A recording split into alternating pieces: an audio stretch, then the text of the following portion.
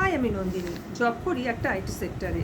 Salary 24 lakh পার অ্যানামের কাছাকাছি হবে। আমার সাথে নাগাল দিতে গেলে কি আর পাত্তা তুমি পাবে?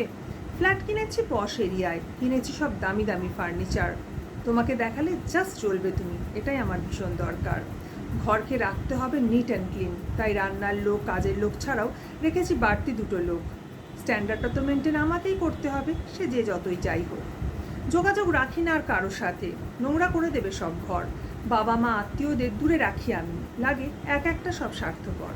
খাবার খাই না সাদা মাটা আমি, ওই ধরো ডাল পোস্ত কিংবা ভাত। এসব খেলে হাই প্রোফাইলে থাকবে না আর কোনো জাত।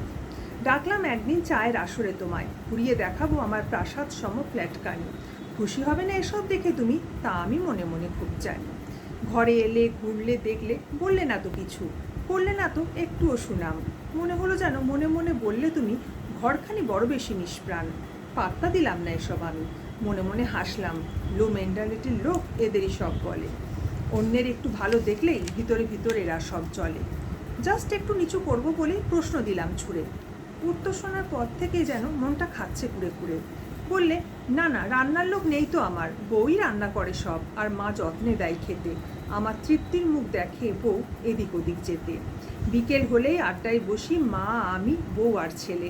একদিনও বাইরে যাওয়ার জো নেই রে এদেরকে সব ফেলে। ঘরে ফিরতে দেরি হলেই ছেলে কান্না দেয় জুড়ে। চারজনই চারজনকে রাখি আমরা একে অপরকে ঘিরে।